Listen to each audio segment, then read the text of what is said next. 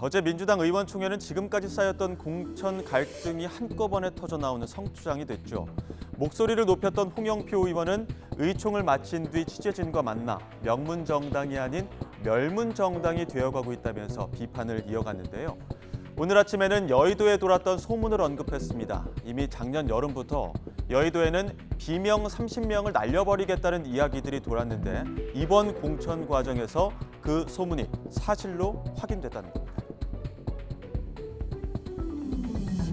지금 공천의 어떤 진행을 보면 이제 그 하위 평가 이제 20% 본민이 한 31명으로 뭐 이제 한 3분의 1 정도가 커밍아웃을 했죠. 그런데 거기 보면 어떤 언론에서 분류를 했는데 31명 중에 21명은 이제 친문이나 비명 의원들입니다. 저도 그렇게 제가 이제 간접적으로 확인을 해보면 그렇습니다. 그러다 보니까 이것은 작년에 이제 7, 8월부터 그런 이야기가 돌았습니다.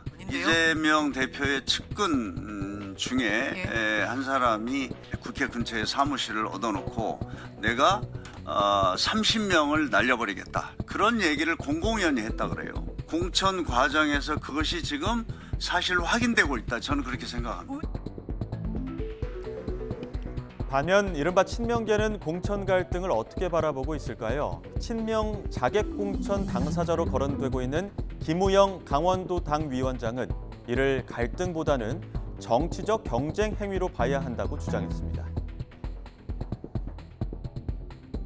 비명들을 제거한다, 뭐 이런 식으로 이제 언론에 많이 나오고 있는데 사실 민주당의 160여 명의 국회의원들 다수가 비명입니다. 2020년 총선 때는 사실 문재인 정부 여당 때 공천이 이루어졌고 대부분은 이제 문재인 정부의 어떤 그 지향점 또 그들의 어떤 힘을 빌어서 공천을 받은 사람들이기 때문에 진짜 이재명의 어떤 정치적인 동반자는 많지 않습니다. 그렇기 때문에 이제 신진과 대부분은 비명 간의 이제 대결 구도가 형성될 수밖에 없는 건데 그걸 갈등이다 이렇게 보기보다는 정치적 경쟁 행위로 봐야 되는 거 아니겠습니까? 반면 비교적 조용한 공천을 이어가고 있는 국민의힘은 감동이 없다는 야당의 지적을 받고 있죠. 민주당을 탈당해 국민의힘으로 간 이상민 의원은 어떻게 평가했을까요? 국민적 감동을 줄 정도는 아니라고 평가하면서도 마지막까지 윤심이 작용하지 않게 견제하는 게 핵심이라고 조언했습니다. 변화나 혁신 또는 뭐 국민적 감동을 줄 정도는 아니라고 생각됩니다. 그런데 이제 제일 걱정했던 건 뭐 그 국민의힘도 그렇고 그 민주당도 그렇고 국민의힘은 윤심이 작용할 것이다.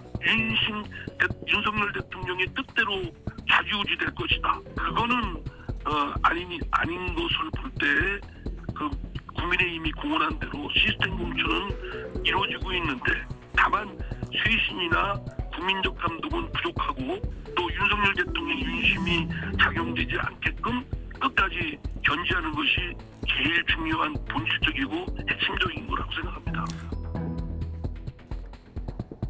제3지대 이준석 대표는 양당 공천 과정을 강도 높게 비판했습니다. 한쪽에서는 가죽을 벗기는 일로 싸우고 또 한쪽에서는 자화자찬만 하고 있다는 건데요. 들어보시죠. 하지만 대한민국 여의도 정치는 문제 해결 능력을 상실했습니다. 이렇게 대안을 내놓고 경쟁해야 할 때 여의도에서 거대 양당이 벌이는 풍경은 강환입니다. 한쪽에서는 당신 가죽을 벗기니 내 가죽을 벗기니 하고 있고 한쪽에서는 그 반사이익으로 자화자찬하면서 정치를 해나가고 있습니다. 결국 정치업자들의 취업전쟁입니다. 여의도 사람들끼리 모여서 탐욕 경쟁을 하고 있다고 봅니다. 그래서 이번 선거는 권력에 미쳐있는 고인물들을 심판하는 선거입니다. 의지도 능력도 없는 여의도 고인물들을 집으로 보내는 선거입니다.